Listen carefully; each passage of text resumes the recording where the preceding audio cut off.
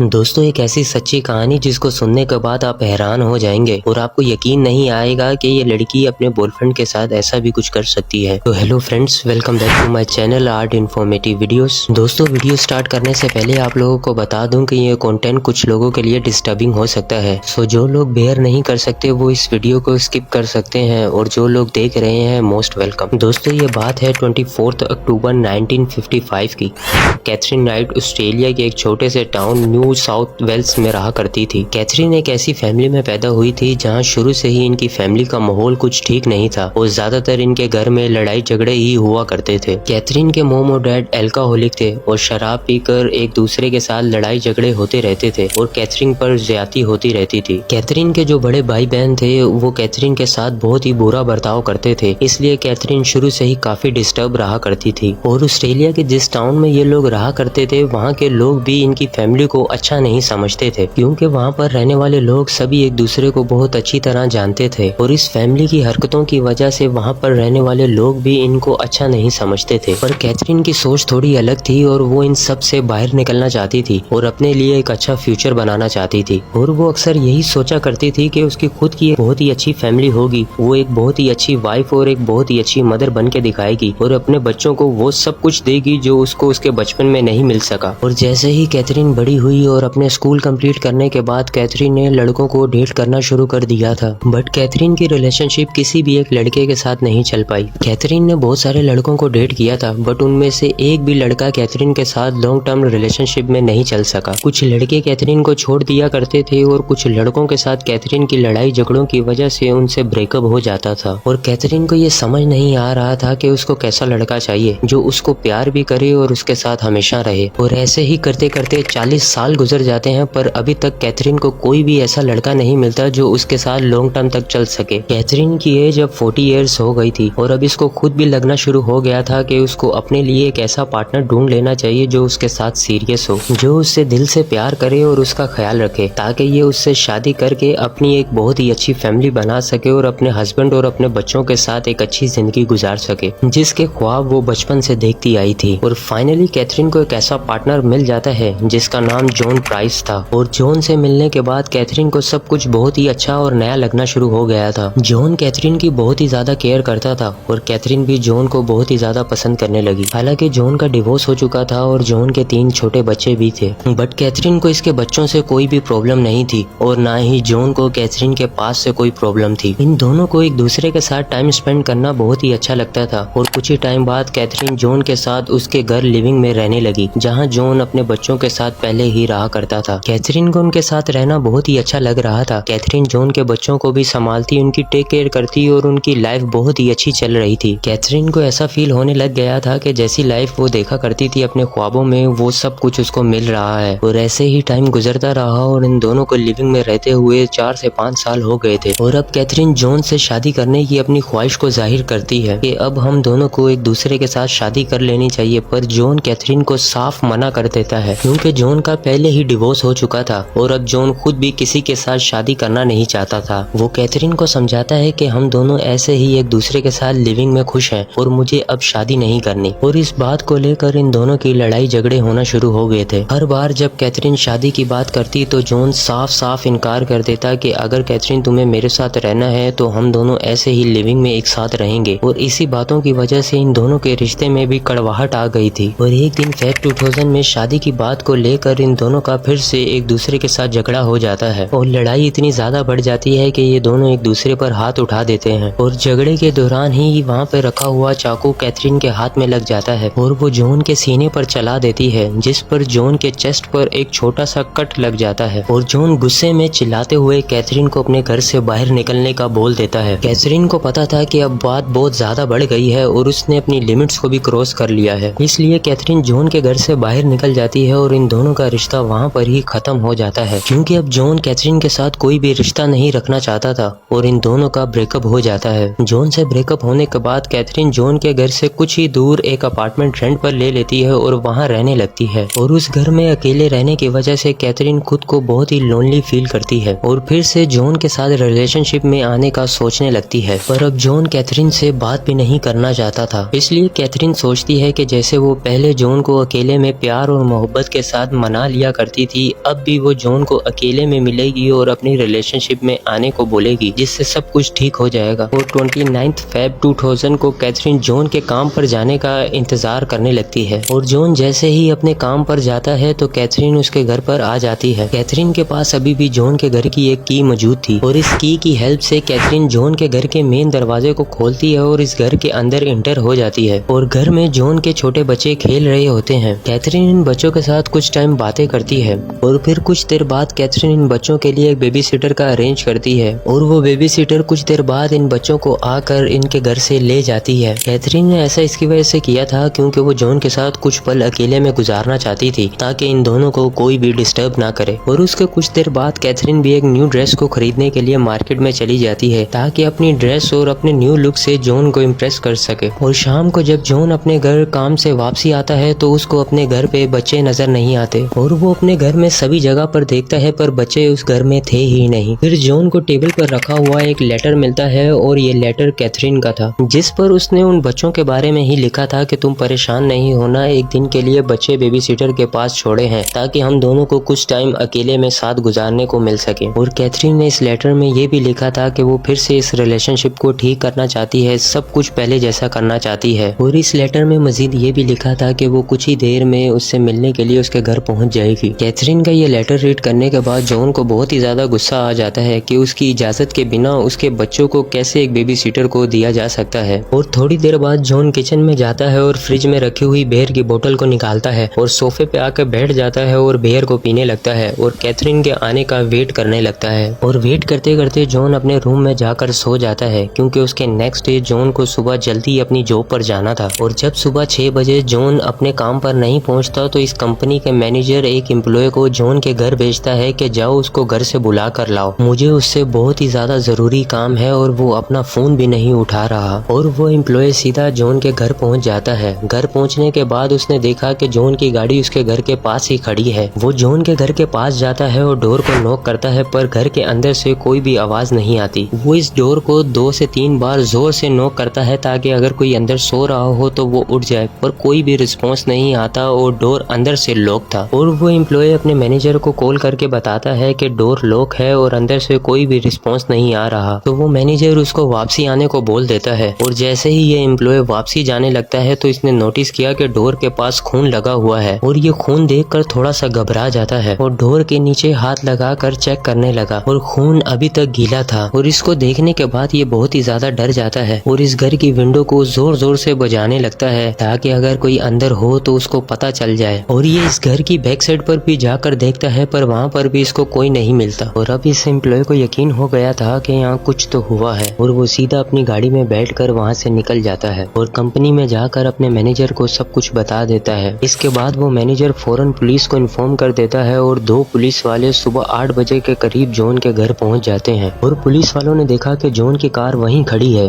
और जॉन के घर में बिल्कुल अंधेरा है और कुछ भी आवाज नहीं आ रही। पुलिस ने 2 से 3 बार गेट को बजाया पर कोई रिस्पॉन्स नहीं आया और डोर भी अंदर से लॉक था। और पुलिस इस घर के चारों तरफ देखने लगी ताकि इस घर के अंदर जाने का कोई रास्ता मिल सके। और पुलिस ने देखा कि गार्डन में खाने की प्लेट पड़ी हुई है जिसमें खाना भी था और ये खाने की प्लेट विंडो से बाहर फेंकी गई थी। पुलिस इस विंडो के पास जाती है और विंडो को चेक करती है पर विंडो अंदर से लॉक थी, जिसको देखकर ऐसा लग रहा था कि खाना खाकर इस प्लेट को विंडो से बाहर फेंका हो और फिर विंडो को बंद कर दिया हो। इसके बाद पुलिस इस घर की बैक साइड पर जाती है और बैक साइड का डोर चेक करने लगती है पर वो भी अंदर से बंद था। और फिर पुलिस वालों ने इस जॉन के घर के पीछे वाले दरवाजे को तोड़ दिया और उस घर के अंदर इंटर हो जाती है। और जैसे ही ये 2 पुलिस वाले इस घर के अंदर इंटर होते हैं तो इस घर की लेफ्ट साइड पर डाइनिंग टेबल रखा हुआ था जिस पर बहुत सारा खाना पड़ा हुआ था और अभी तक इस खाने को किसी ने खाया नहीं था। वैसे ही पूरा टेबल खाने की अलग अलग डिशेस में पड़ा हुआ था। और फिर ये पुलिस वाले इस घर में आगे बढ़ने लगे और लिविंग रूम में पहुंचने के बाद वहाँ पर पुलिस वालों को बहुत सारा खून नजर आता है और इसी लिविंग रूम के सामने इस घर का मेन डोर खुलता था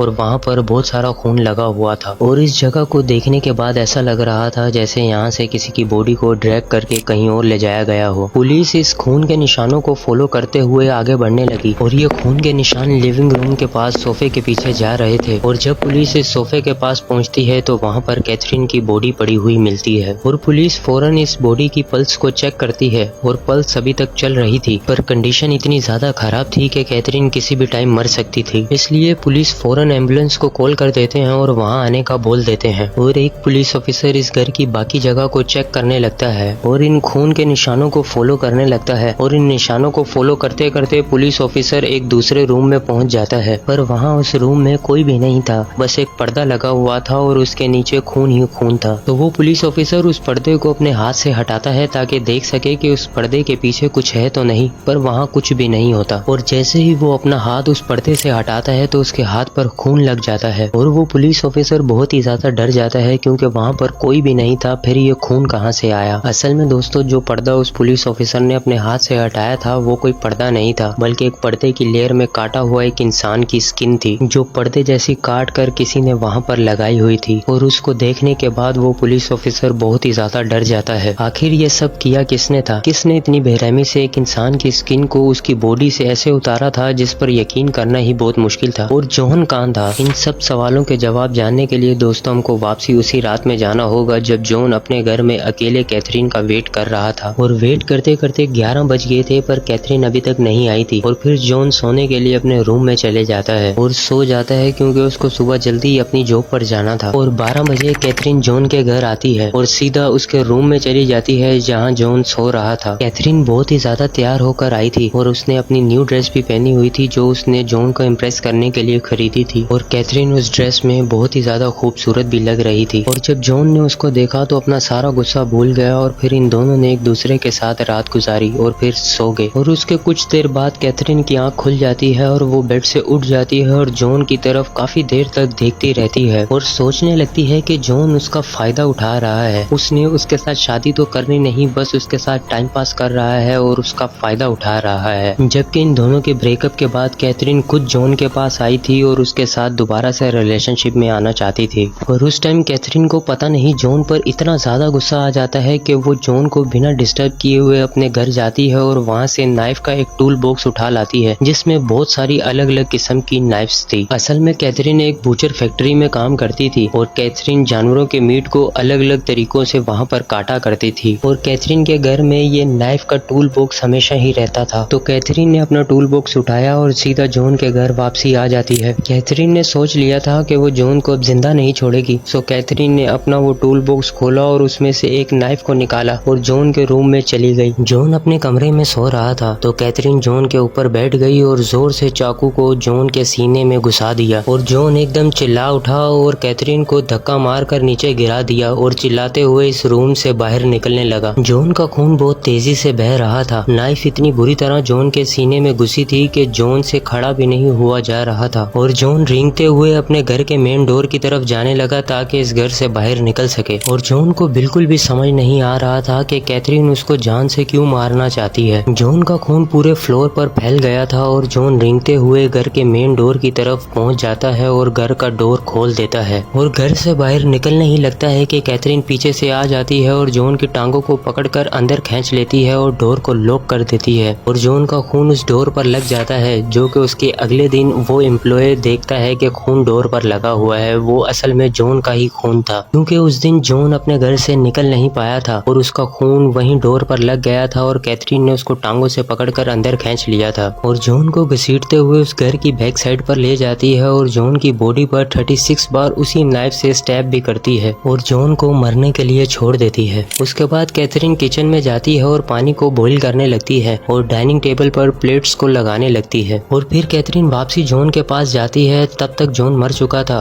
और जॉन को घसीटते हुए लिविंग रूम में ले आती है और अपनी उस नाइफ से जॉन की स्किन को उतारने लगती है। कैथरीन ने जॉन की स्किन को गर्दन से लेकर पांव तक उतारना शुरू कर दिया था। कैथरीन अपनी इस स्किल में इतनी ज्यादा माहिर थी कि उसने जॉन की स्किन को एक ही लेयर में गर्दन से लेकर पांव तक उतार दिया था और जॉन की स्किन को काटने के बाद उसने उसी की स्किन को पर्दे की तरह अलमारी के आगे लगा दिया जहां उस पुलिस ऑफिसर ने उस स्किन को देखा था जो पर्दे की तरह एक ही लेयर में कटी हुई थी, जिसको देखकर वो पुलिस ऑफिसर बहुत ज्यादा डर गया था। जॉन की स्किन को काटने के बाद कैथरीन ने जॉन के सर को उसकी बॉडी से अलग कर दिया और जो पानी उसने किचन में बॉईल होने के लिए रखा था उसके अंदर उसका सर डालकर उसको पकाने लगी और जॉन की बाकी बॉडी को भी घसीट कर किचन में ले जाती है और उसकी बॉडी के छोटे छोटे पीसेस कर लेती है और उनको फिर अलग अलग डिशेस में पकाने लगती है और फिर उन सबको प्लेट्स में डालकर डाइनिंग टेबल पर खाने के लिए लिए सजाने लगती है। कैथरीन ने ये डाइनिंग टेबल जॉन के बच्चों के लिए तैयार किया था क्योंकि वो जॉन का मीट उसी के बच्चों को खिलाना चाहती थी ताकि जब जॉन के बच्चे इस घर में वापसी आए तो वो अपने ही डैड का गोश्त खाएं। कैथरीन ने इन 3 प्लेट्स के नीचे एक एक पेपर रख दिया था जिस पर उसने बच्चों के नाम भी लिखे हुए थे और कैथरीन ने जो जॉन का सर बनाया हुआ था उसको एक प्लेट में निकाल लेती है और उसको खाने लगती है और आधा खा लेने के बाद कैथरीन को ऐसा फील होना शुरू हो जाता है कि वो इसको अगर पूरा खाएगी तो वो बीमार हो जाएगी और उसने किचन की विंडो खोलकर उसी प्लेट को बाहर फेंक दिया था। और उसके कुछ देर बाद कैथरीन को रियलाइज होना शुरू हो गया कि उसने बहुत बड़ी गलती कर दी है और अब वो पुलिस के हाथों से नहीं बच सकती, उसको भी अब जिंदा नहीं रहना चाहिए और कैथरीन ने भी सुसाइड अटेम्प्ट करने का सोच लिया। तो वो रूम में गई और वहाँ पर रखी हुई स्लीपिंग पिल्स को निकाला और बहुत सारी टैबलेट्स को एक साथ खा लिया और थोड़ी ही देर में इन टैबलेट्स ने अपना काम करना शुरू कर दिया और कैथरीन बेहोश होकर नीचे जमीन पर गिर गई। और जब उसके नेक्स्ट डे वो पुलिस वालों को कैथरीन मिलती है तो उसकी पल्स तो चल रही थी पर कंडीशन बहुत ही ज्यादा खराब थी, पर डॉक्टर कैथरीन को बचाने में कामयाब हो जाते हैं। और फिर जब पुलिस ने कैथरीन से पूछताछ की तो कैथरीन ने साफ मना कर दिया कि जॉन का मर्डर उसने नहीं किया, पर सारे सबूत और इन्वेस्टिगेशन के बाद ये चीज साफ हो गई थी कि जॉन का इतनी बेरहमी से कत्ल करने वाली कैथरीन ही है। और जब ये केस ट्रायल पर गया तो कैथरीन को उम्र कैद की सजा सुनाई गई। कैथरीन ने इतनी पागल जानवरों की तरह जॉन को मारा था कि कोर्ट ने इसके लिए एक नया कानून बना लिया और इसकी फाइल पर लिख दिया कि इस औरत को कभी भी आजाद नहीं किया जाएगा और ये ऑस्ट्रेलिया की हिस्ट्री में पहली ऐसी औरत बन गई जिसको हमेशा जेल में ही रहना होगा जब तक ये औरत मर नहीं जाती। इसको बाहर की दुनिया में नहीं छोड़ा जा सकता। और दोस्तों कैथरीन आज भी जेल में ही है और अपनी सजा को काट रही है। तो आप इस केस के बारे में क्या सोचते हैं नीचे कमेंट करके जरूर बताइएगा और इस चैनल को सब्सक्राइब करना नहीं भूलिएगा ताकि आपको हर न्यू आने वाली वीडियो मिलती रहे। तो मिलते हैं अगली वीडियो में एक और सच्ची कहानी के साथ। तब तक के लिए bye bye and thank you so much.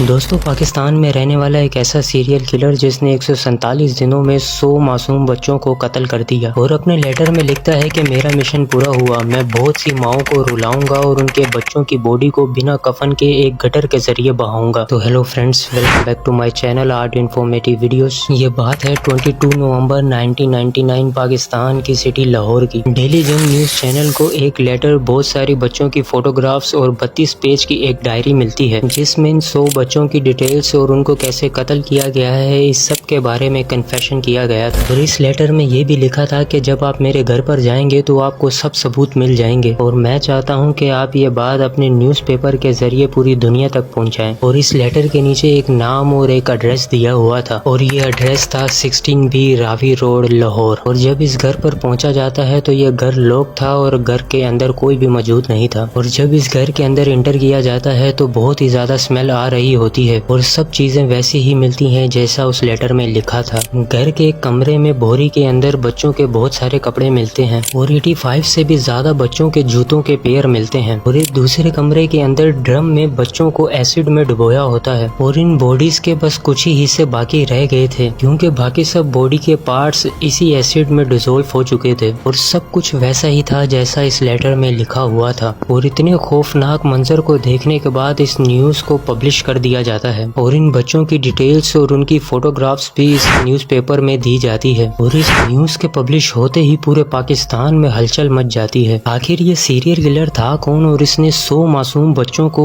इतनी बेरहमी से क्यों कत्ल किया था? तो दोस्तों इस सीरियल किलर का नाम था जावेद इकबाल। इसने ये सब कुछ क्यों और कैसे किया था इसको जानने से पहले हमको जावेद इकबाल को जानना होगा। जावेद इकबाल 1961 को लाहौर में पैदा हुआ था और इसकी 4 बहनें और 5 भाई थे। जावेद शुरू से ही अपने दूसरे भाई बहनों से कंपैरिजन करता रहता था और इसी वजह से वो काफी अग्रेसिव भी हो गया था। और इसकी बात पूरी ना होने पर वो अपने आप को मारा भी करता था ताकि इसके घर वाले इसकी बात सुने और इसकी बात माने। और इसके बड़े भाई के अकॉर्डिंग वो अपनी बात मनवा कर ही छोड़ता था। जावेद के पेरेंट्स ने जावेद की 2 बार शादी भी करवाई थी और ये दोनों शादियां ही जावेद की ज्यादा देर तक नहीं चल सकी। जावेद एक बच्चों की वीडियो गेम शॉप चलाता था जिसमें बच्चे बहुत ज्यादा आते थे और इसकी दुकान पर आकर जाकर गेम्स को खेला करते थे। जावेद इन बच्चों को देखकर अट्रैक्ट होता था और उन बच्चों को किसी बहाने के साथ अपने घर ले जाता था और फिर उनके साथ ज्यादती करता था। जावेद वॉज अ होमोसेक्सुअल और वो बच्चों को देखकर सेक्सुअली अट्रैक्ट होता था। जावेद ज्यादातर इन बच्चों को हीरा मंडी और दाता दरबार के पास से लाता था। इन बच्चों को खाना और काम के लालच में अपने घर ले आता था और फिर इनके साथ ज्यादती करता था। और ऐसे ही एक दिन जावेद 16-17 साल के लड़के को दाता दरबार से अपने घर ले आता है और उस बच्चे के साथ ज्यादती करके जावेद सो जाता है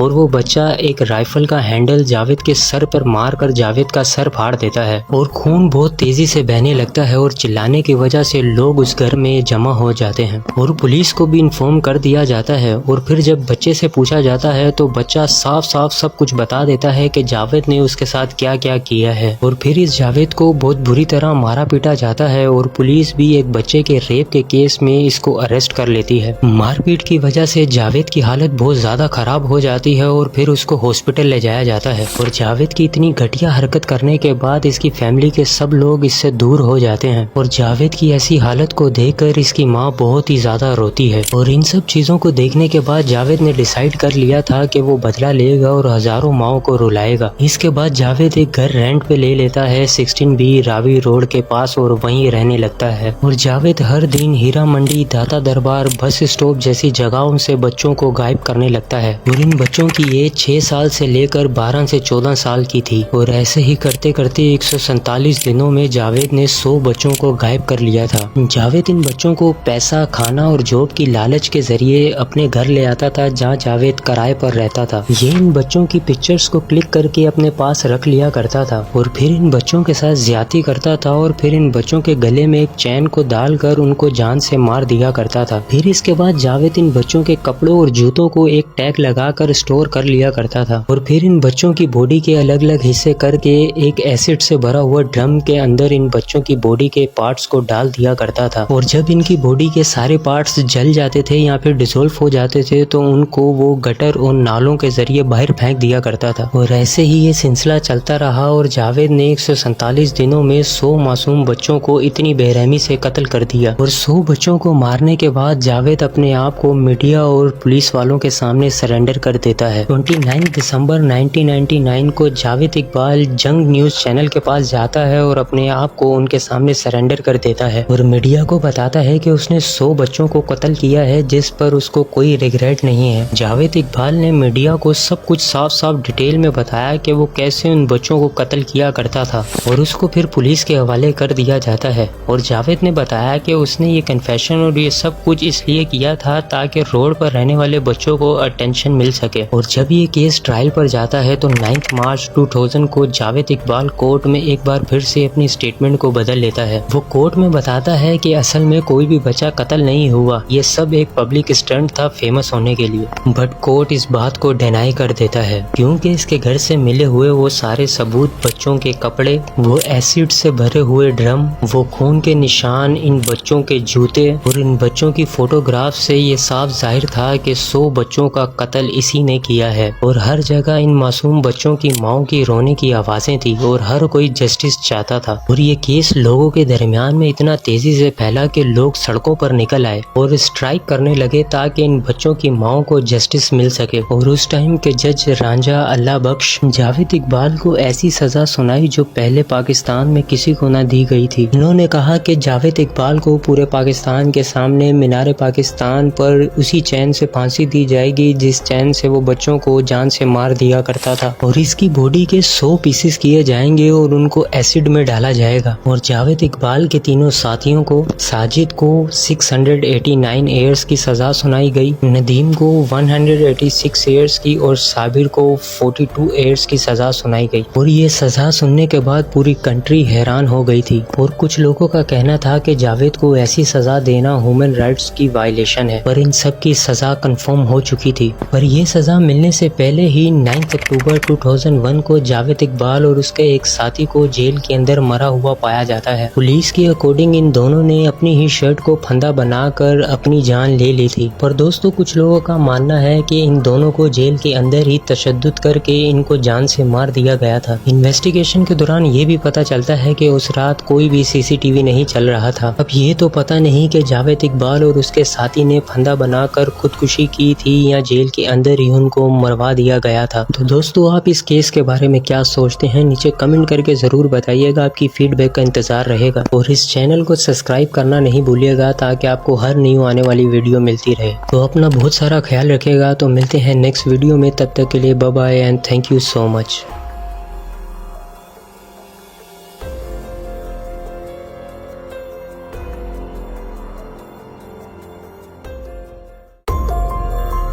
दोस्तों ये बात है 21 जुलाई 2021 की, जब पाकिस्तान की एक सिटी इस्लामाबाद में एक लड़की का इतनी बेरहमी से कत्ल हो जाता है कि उसका सर ही धड़ से अलग कर दिया जाता है। दोस्तों हम बात कर रहे हैं नूर मुकद्दम मर्डर केस की। तो hello friends, welcome back to my channel art informative videos. दोस्तों नूर मुकद्दम 23 अक्टूबर 1993 में जॉर्डन में पैदा हुई थी और ये काफी अरसा आइलैंड में भी रही थी। नूर मुकद्दम एक आजाद ख्याल और पढ़ी लिखी लड़की थी और हमेशा खुश रहा करती थी। पाकिस्तान में वापसी आने के बाद नूर अपनी फैमिली के साथ इस्लामाबाद में रहा करती थी और नूर के फादर शौकत मुकद्दम थे जो कि पाकिस्तान के एम्बेसडर भी रह चुके थे। इन शॉर्ट कहा जाए तो नूर एक वेल्थी डिप्लोमेट फैमिली से थी और एक दिन 2018 में नूर एक पार्टी में एक लड़के से मिलती है। जैसा कि मैंने आपको पहले बताया कि नूर एक वेल्थी डिप्लोमेट फैमिली से थी, तो इनका फैमिली के साथ पार्टीज वगैरह में जाना बहुत ही कॉमन था। और ऐसी ही एक पार्टी में नूर 2018 में एक लड़के से मिलती है जिसका नाम जाहिर जाफर था। जाहिर जाफर एक बहुत ही अमीर बिजनेसमैन का बेटा था और इसके फादर जाकिर जाफिर थे और इनकी नूर के फादर शौकत मुकद्दम से काफी अच्छी जान पहचान भी थी और इसी वजह से नूर और जाहिर की एक दूसरे से दोस्ती हो गई थी।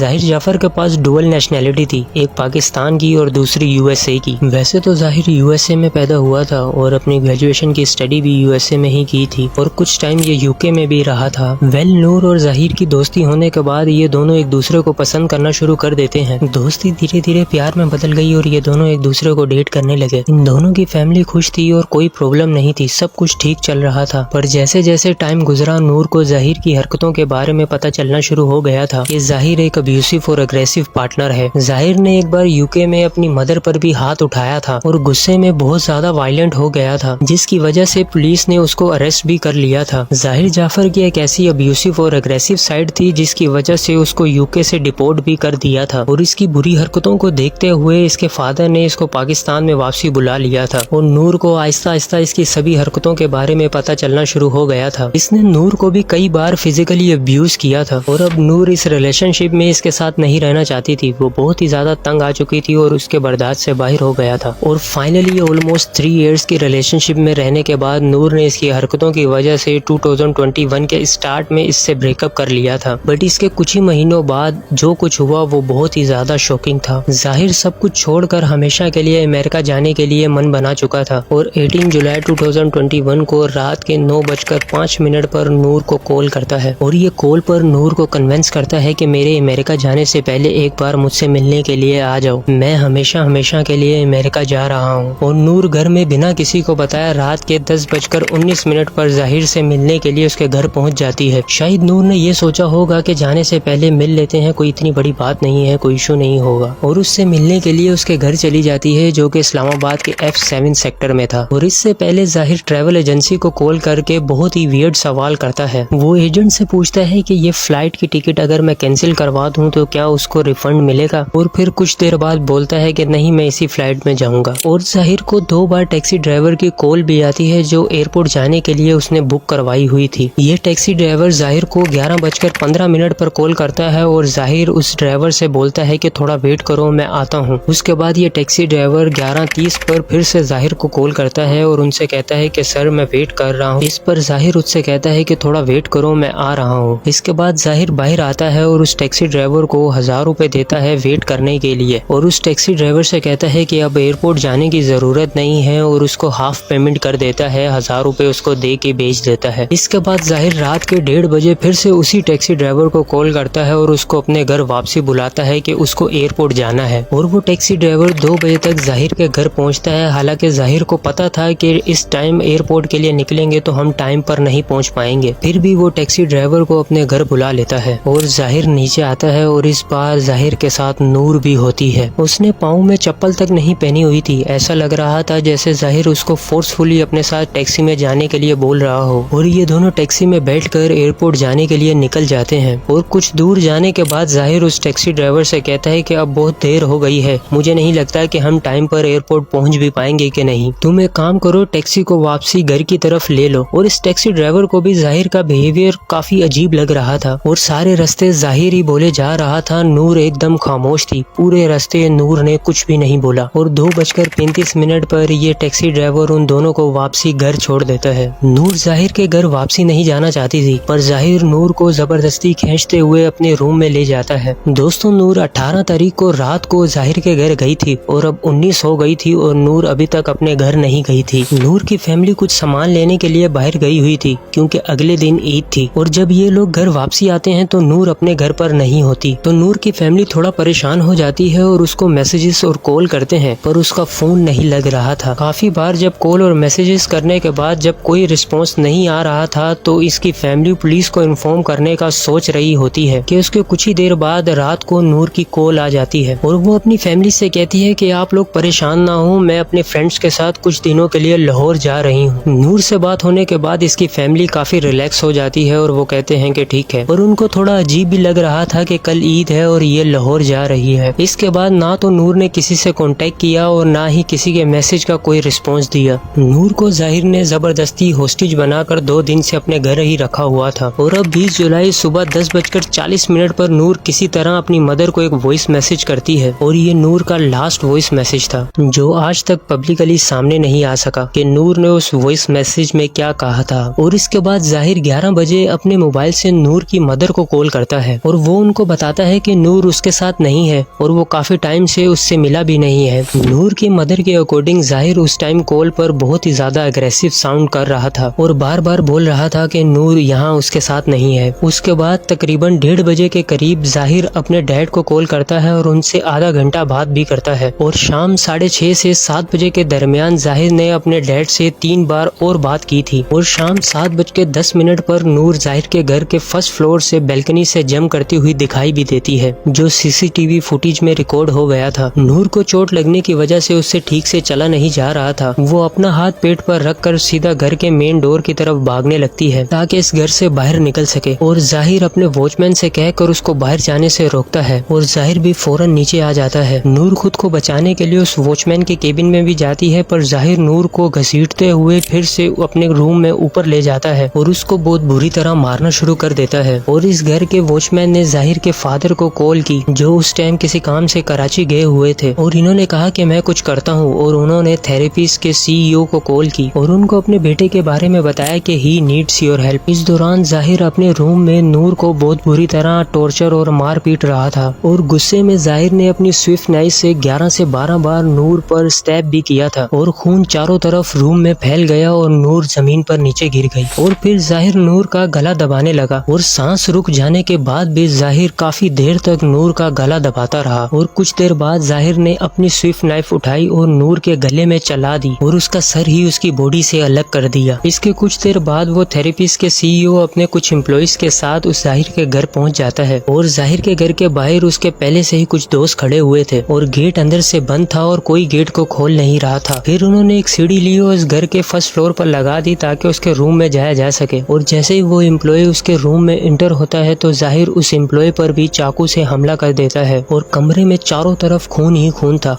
और बाकी लोग भी उसके रूम में आ जाते हैं और जाहिर को बहुत मुश्किल से पकड़कर कंट्रोल करते हैं और कंबल और रस्सियों से उसको बांध देते हैं। और जब इन लोगों ने उस रूम और नूर को देखा तो सब लोग शॉक हो गए थे क्योंकि नूर की बॉडी पर उसका सर ही नहीं था। उसका सर उसकी बॉडी से 3 फुट के फासले पे पड़ा हुआ था और इनके पड़ोसी पुलिस को इन्फॉर्म कर देते हैं और पुलिस वहाँ पर पहुँच जाती है तो जाहिर रस्सियों से बंधा होता है और पुलिस फौरन जाहिर को मर्डर के चार्ज में अरेस्ट कर लेती है। और इसके बाद पुलिस नूर के फादर शौकत मुकद्दम को कॉल करके उनकी बेटी के मर्डर के बारे में इन्फॉर्म कर देती है और जाहिर जाफर का नाम एग्जिट कंट्रोल लिस्ट में डाल देती है ताकि वो कंट्री से बाहर ना जा सके। और जब जाहिर से उसका बयान लिया गया तो जाहिर ने ये कन्फेस किया कि उसने नूर को चाकू चाकू से मारा है, क्योंकि उसने जाहिर के मैरिज प्रपोजल को एक्सेप्ट नहीं किया था। और जब नूर ने जाहिर से शादी करने से मना कर दिया था तो जाहिर ने नूर को 2 दिन तक बहुत बुरी तरह मारा पीटा और टॉर्चर किया और गला दबाकर उसको जान से मार दिया और फिर चाकू के साथ उसका गला काट दिया। और कुछ टाइम ये केस कोर्ट में चलने के बाद फाइनली 24 फेब 2022 को जाहिर को फांसी यानी सजाए मौत की सजा सुना दी जाती है। और इसके अलावा जाहिर के घर के वॉचमैन और माली को 10-10 साल की सजा सुना दी जाती है और नूर की फैमिली को जस्टिस मिल जाती है। और दोस्तों जरा सोच कर देखें कि उनकी फैमिली पर क्या गुजरी होगी कि उनकी बेटी इस दुनिया और उनको छोड़कर जा चुकी है। तो दोस्तों आप इस केस के बारे में क्या सोचते हैं नीचे कमेंट करके जरूर बताइएगा। और अगर अभी तक आप लोगों ने इस चैनल को सब्सक्राइब नहीं किया तो इस चैनल को सब्सक्राइब कर दें, क्योंकि मैं इस चैनल पर ऐसी ट्रू स्टोरीज लाता रहता हूँ। तो मिलते हैं नेक्स्ट वीक एक और ट्रू डॉक्यूमेंट्री स्टोरी के साथ। तब तक के लिए bye bye and thank you so much.